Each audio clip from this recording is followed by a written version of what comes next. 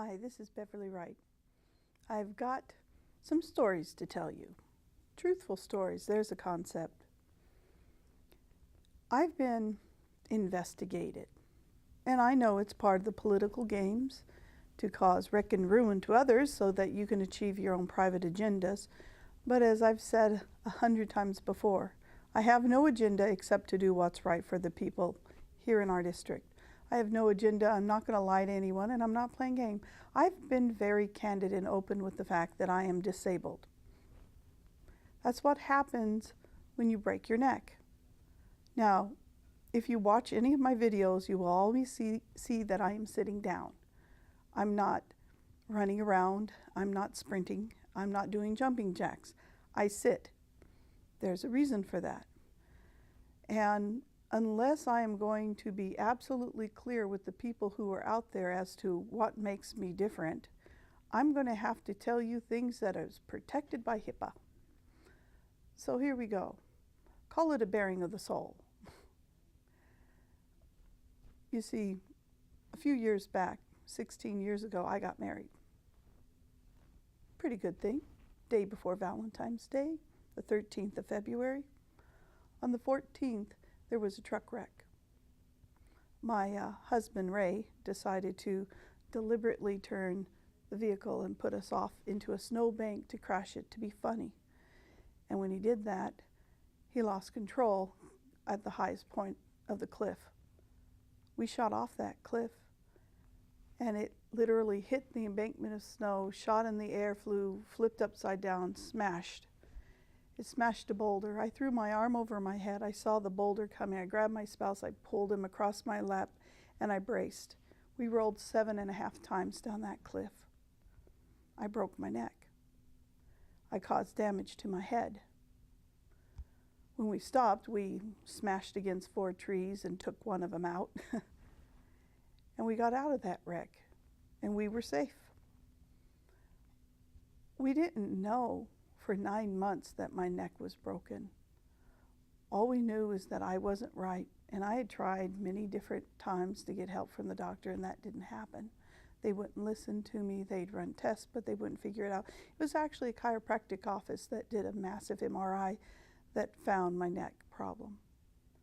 But while looking into my neck problem, what they also found was I had a brain tumor, 2.7 centimeter round brain tumor, right behind my eye.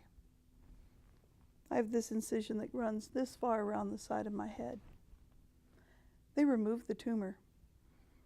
They did that first on on Thanksgiving Day. I have a thing about holidays and tragedies.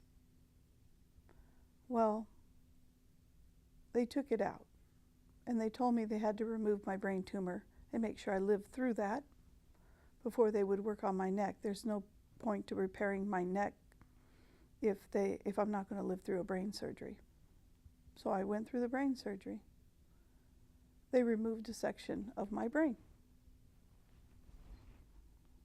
I have, on occasion, what you would call aphasia, where I'll be going to say a word and the wrong word will come out. Or I'll forget what I'm watching on television because a commercial comes up. Nothing drastic. My long-term memory, perfectly fine. But I get weary, brain weary at times. I do.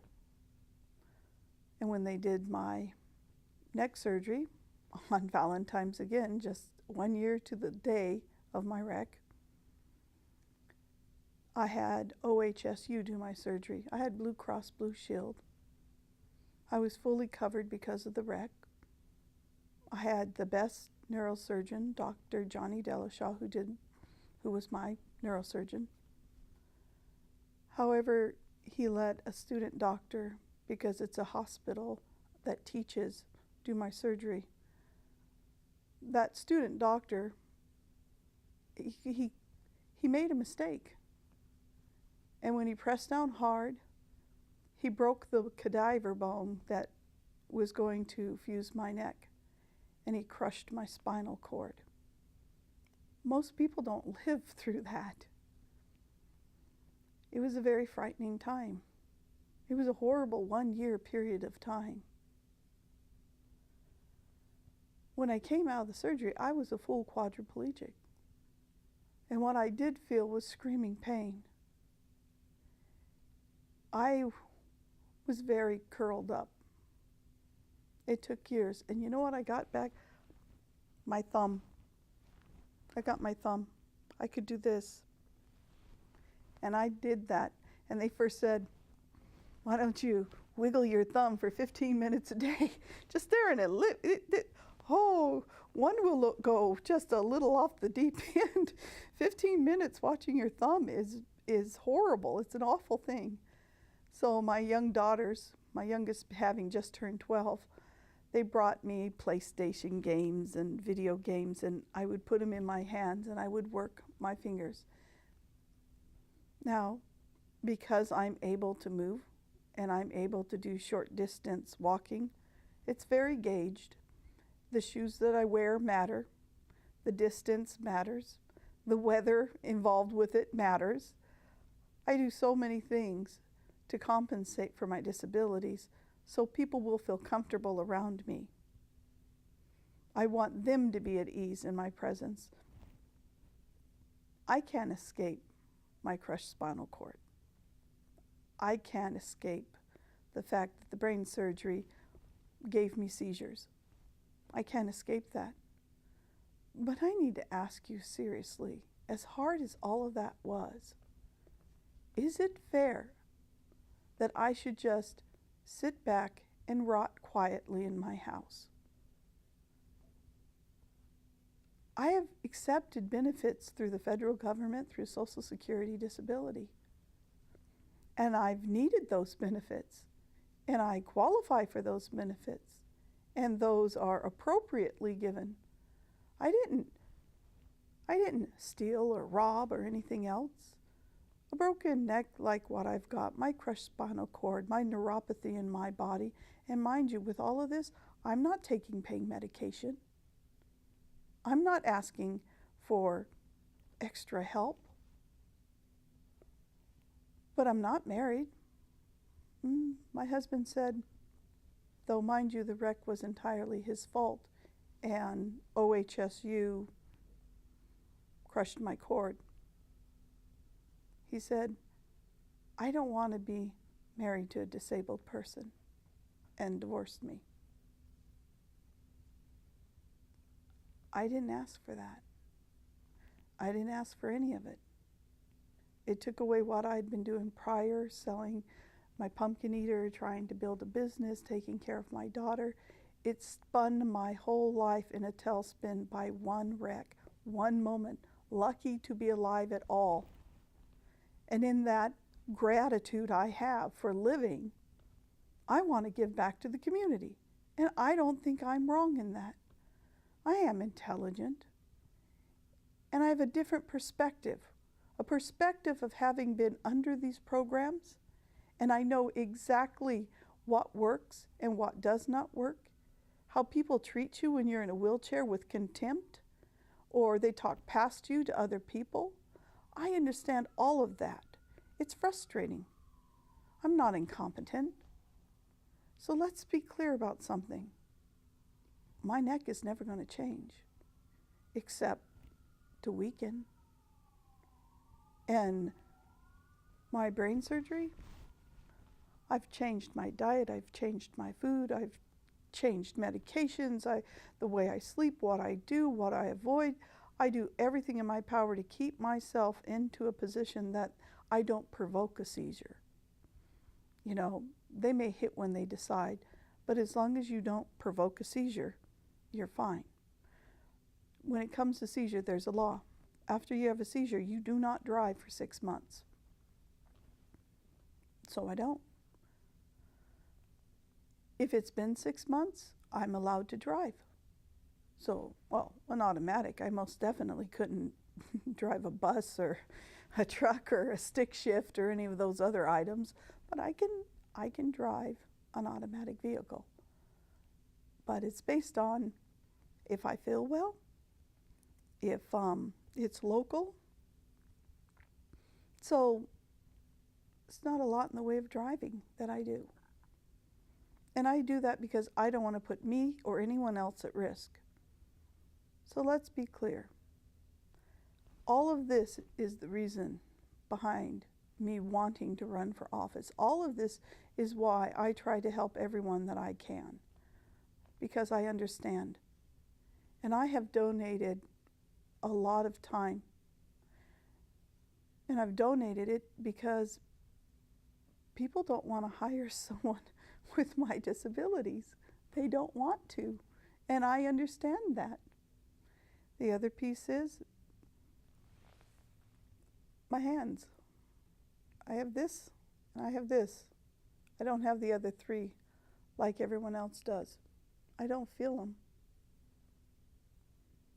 I've got a really great burn here. No idea how I got it. It just appeared to blister one day. I get cut, and the rest because I can't feel it. Same with my feet. I walk, I don't feel my feet. I don't feel most of my lower legs. I don't feel on the outside of my legs. I feel a little bit on the inside of my legs. I can feel my mid-center pretty good. I don't feel most of my arms. The inside of my arm is not too bad. It's dull. It's not as intense or normal as other people would feel. But the outside of my arms are nothing. The backs of my upper arms in that area, it feels like ice. The pain I have in my neck, it varies. And sometimes, if you ever watch any of my videos, you'll see me pulling my neck back. It's because the bones slip and they jet me forward. I'm compensating, and I'm trying to not just sit at home and do nothing but take benefits. That's my crime. I want to give back to the community. And the only way I've been able to give back to the community is to help other people privately figure out paperwork, how to get different documents done. I've done things here at CCTV from deep relaxation to helping the Marion County dog control. I've done a lot of different things. But physically, I don't want to just be in a wheelchair. I look at my wheelchair, which I use, it's with me, and I think, I own that chair. It doesn't own me. My doctor's a really fine gentleman, and he has told me, go ahead and try to do more walking. Get into the water and do more swimming. Just keep moving, just keep moving. That's what he wants me to do, just keep moving. So I am. Knowing this about me, I'm being very open here, and I'm sure I'll be open to attacks and all that good stuff. The normal rules for senior and disability services is they come out to your home once a year. They do. Check on how you're doing, check your medical state, have you had more surgeries. They have a whole list of things they have to go through. And when they come to my home, I seat myself on the couch. They come in, we talk, they count hours, they go over what I'm qualified for, the hours that I receive, and why. And I'm not allowed to go cooking in the kitchen because I cut myself, I burned myself, I'd walk off and forget the stove was on. So that's not a good thing. So when I don't have my care provider with her, I either, one, do not eat, or two, I have stuff that doesn't need cooked that I can have nearby to nibble on. Granola is one, cheese is another, little things like that. But more often than not, I just forget to eat. And I know people look at my weight and go, oh, she eats a lot. No. $130 a month in food stamps. Honey, I'm telling you, I'm not eating high on no hog. I don't even own a microwave. So, no, my weight is my health. It's not me being a overfed slob by any stretch of the imagination. I regularly exercise. But this year, I've had 2 times women come into my home to reevaluate me, and then they called me on the phone to reevaluate me. And then I got a phone call from the supervisor above the person who was supposed to be my worker, and she called me and said, Lifeline called me, and they said your phone was off. Okay, here's my problem with that. Lifeline has a list. 1, they wouldn't call me, I call them. 2, if there was a problem, they'd call my care provider, or my 2 daughters, or a son-in-law, or my sister, or the police. But they would never call Senior and Disability Services. So, frankly, bottom line, she lied to me. She had no business calling me. She was just seeing if I was home. Then it was followed up with Social Security office. Suddenly they think that I'm not disabled. Suddenly, magically, my neck is repaired. And Social Security contacts me and insists that I fill out all of their paperwork to prove I'm still disabled. Okay, I filled out all the paperwork and it was sent back in. And guess what? According to our federal government, I'm still disabled. I qualify with my disability by the federal government to continue having Social Security paycheck. Oh, and we know how much that money is. That's just so much money. That's lots and lots. I qualify because of that for food stamps. It's not even 130, it's less than that, but I'll round up. I qualify for housing because of my financial level. That makes me a terrible person, doesn't it? And no, I haven't been working. It's true, I haven't. Okay, but I qualify for them appropriately. It's not a lot of money. I have to budget like you wouldn't believe. But I've done no wrong. They couldn't get me with my hours. They couldn't get me with Social Security, disability. They couldn't get me. So now they have, because I'm running for office, followed me. They follow me, they film me, they are investigating me at every turn. And yesterday morning, with Gestapo precision, at both my daughter's home and my care provider, at 8:30 on the dot, people invaded my family from the Department of Justice. Now, it's not the federal government who's doing this. It's here in the state of Oregon. It's somebody very high up who does not like what I'm doing here. And how do I know this? Because my one daughter, when they approached her, he told her specifically that they hate what I'm doing on CCTV, and that running for office was a red flag because I'm attempting to do something good for the community. Mind you, there's legislators, it's 20 to 26,000 a year. He claimed it was 30,000 a year that I was going to get, and that's, you know, absolutely bunk in the way of money. Okay, it's very little money. Okay, let's follow that up. Based on what they would offer to be a legislator, based within my abilities and disabilities, I would still qualify for food stamps, housing. I'd still qualify for a care provider. I'd still qualify for everything. I think they might hold on to my Social Security check during that time if I actually win.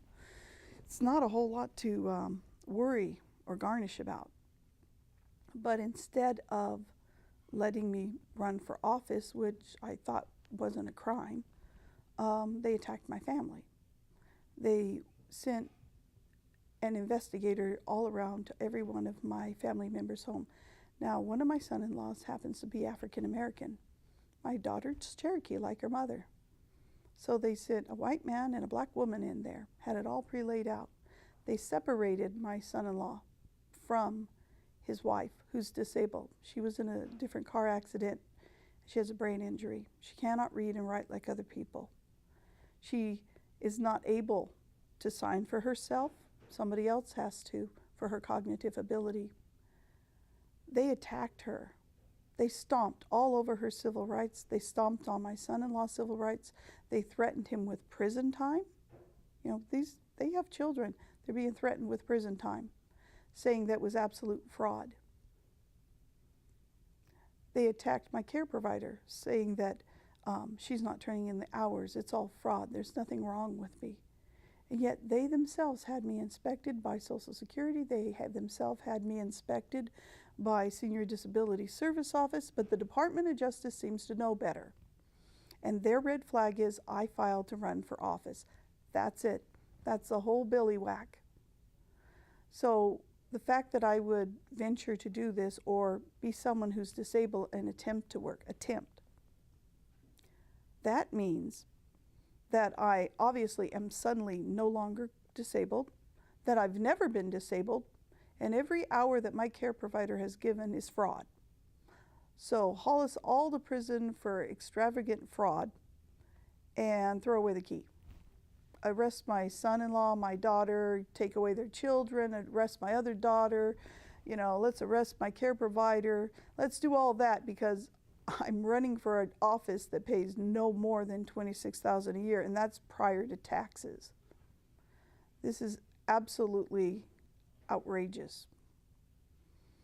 You know, I could try to guess at who, what, where, when, why, and how, but frankly, I don't care. I want to be very clear. I don't believe for 1 minute that this had anything to do with Brian Clem. Let's be clear. Brian Clem would not do something like this, and frankly, I don't think he could do this. This is the Department of Justice, which is part of the Attorney General's office. To have that level of an investigation has to come a little higher. So, okay, Republican girl running for a seat. I have no idea why they want to pull this. I have the abilities. And having gone through what I have, I know exactly how these different programs actually work. I'm not impressed with the abuses to the people. I'm not impressed with the abuses to the elderly. I'm not impressed that the law hasn't caught up with these different memory care facilities and people are getting hurt. I'm not impressed with this strong-arm bullying and civil rights stomping. And oh, be assured, I have insurance that will actually, my renter's insurance and the like, it'll pay for my lawyer. And there's another lawyer who's working on the civil rights abuse of my family. So if you see me in public, you can see me either in my wheelchair because the weather's bad and it's bringing me down at the end of the day. After 3 o'clock, you know, I could do a lot of short stepping in its way, but I just wear out. Some days, you're not going to see me out of my house. You're not going to see me out of my bedroom. And I actually stay close right there, and I don't even go out to do stuff with my family. They'll say, Mom, why aren't you da-da-da? It's like, I got 7 grandchildren, 1 granddaughter, and that's a lot of little boys from 1st grade down,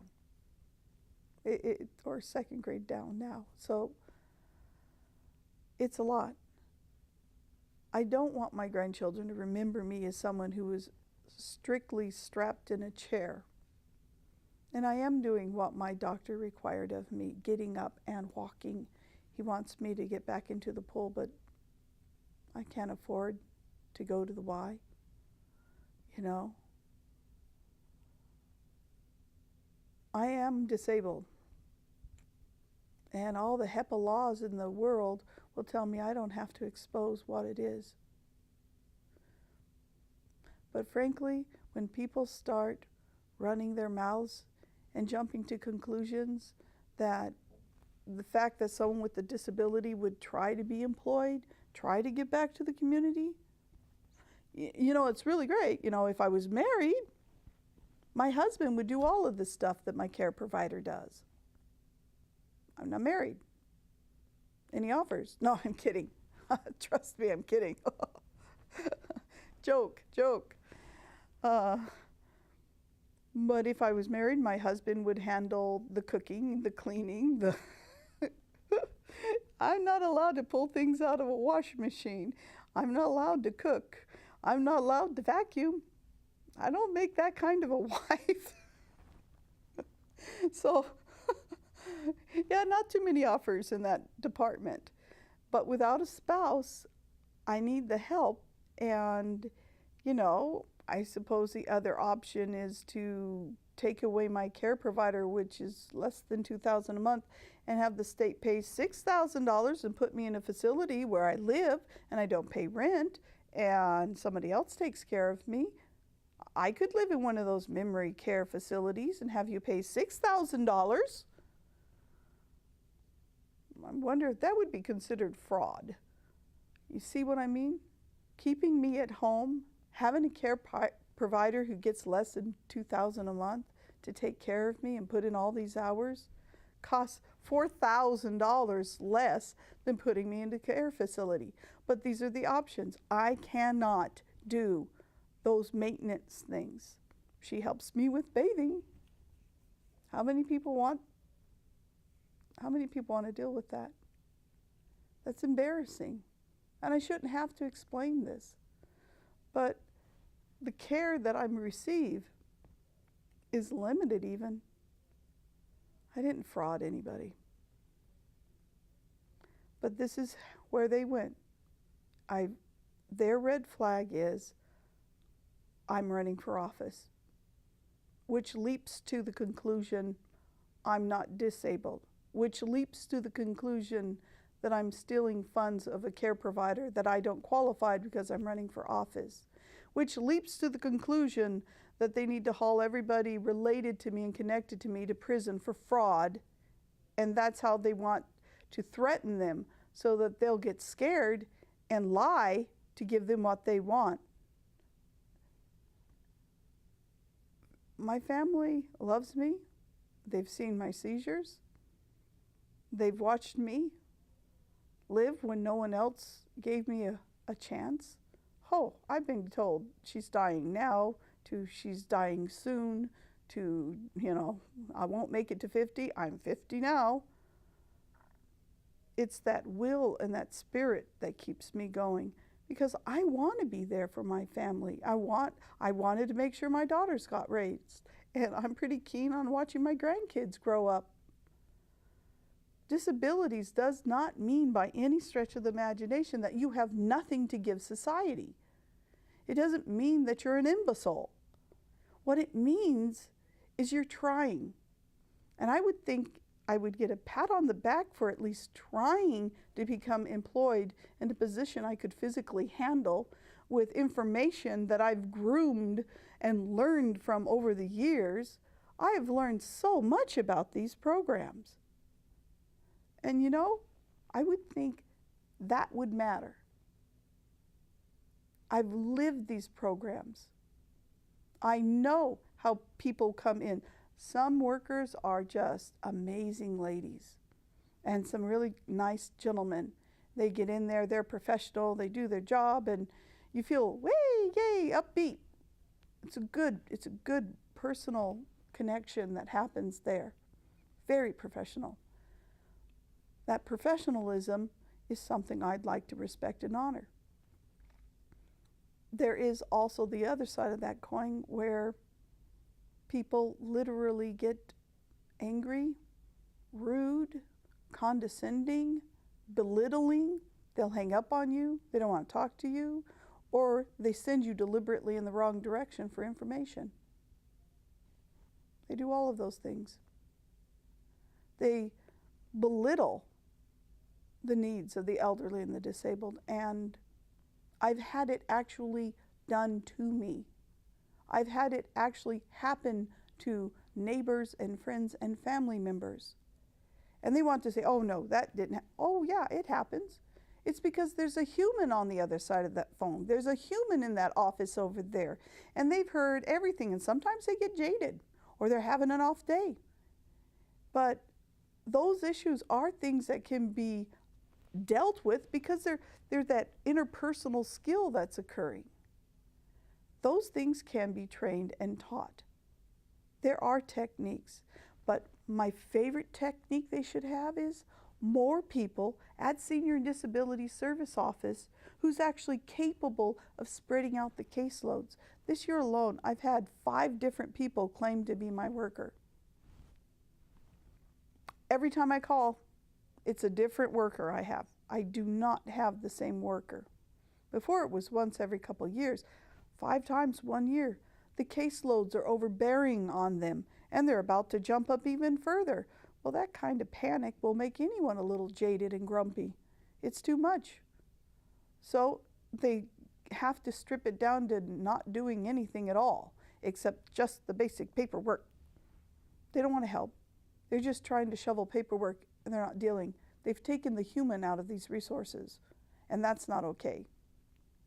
So what I want to do is help bring a light to what it is to actually need those services and actually want to be reminded that you're a human being with feelings and dignity and you have a right to live. I mean, I look at the Obamacare and their death panel and making it okay that if someone has whatever, they can go kill themselves in Oregon. I fought hard to live. And I think it is really sad that we find human life so disposable. My life's not disposable. Oh, I'm sure there's always a world of people out there who would tell me to go off myself in all their callous candor. But that really, those comments, that's reflection of themselves. It has nothing to do with me. To me, to my children, to my grandchildren, I matter. To my friends, to my family, I matter. To my own heart, I matter. And with those things, I have every right to look you in the eye and tell you, yes, I am disabled. Yes, it's a broken neck. Yes, I've had a brain surgery. And you know what? I got through it. I'm a tough cookie. I honestly believe humans have a right to live, to be free, to be employed, to be respected, to not be bullied, not to be cornered, not to be badgered and whispered about. The government needs to put themselves into check, or better yet, let's put them into check. They serve us. We don't serve them. I have to look at this and say, who am I scaring? That they would do a drop attack against myself, both my daughters, and my care provider. A drop attack, 8:30, scheduled. Really? Your taxpayers' dollars at work from the Department of Justice. Go get that Beverly right. And in their words, the red flag is I'm running for office and they hate what I'm doing down here. They hate that I'm telling you, the people, the truth. I told you, I'm not going to lie to you. I cannot go forward with telling you, vote for me, I'm an honest person, if I'm going to lie about the physical truths about my own person, my own body. You know, I'm not going to lie to you. It's as simple as that. What I want to see is that you guys can hear this. I believe I can do the best job for this state representative. I honestly do. I would not waste your time. And I am not signing on or getting handout money. And I don't back down from bullies. But I'm in this so that I can be part of something that makes things better here. The programs that we've got, they're there, but they've been made anemic because of all of the bludgeoning that's been happening in the budget. They never tell the people of Oregon what's going on. They just take. They steal. They lie. And then they get angry at people like me that says the king has no clothes. What they're doing is wrong. We have a right to this. We have a right. We have a right to all of it. It's time to hold the state capitol accountable. Yeah, I'm a Republican. I am. And I know many people say, well, vote them down. That's fine.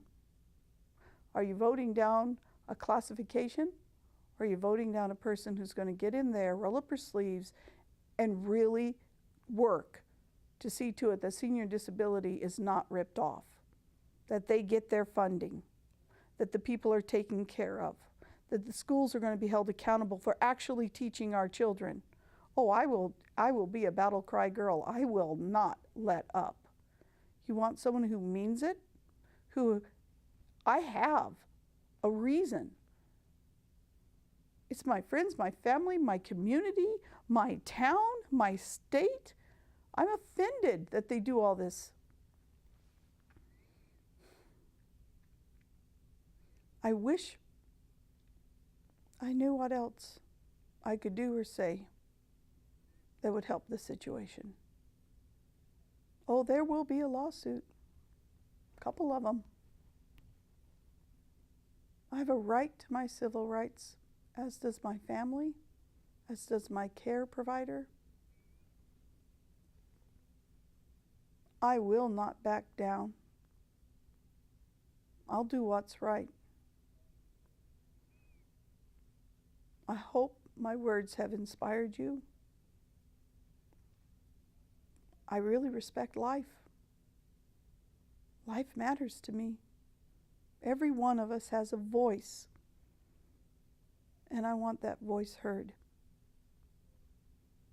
So, if you have any questions, let me know. But that's me in a nutshell.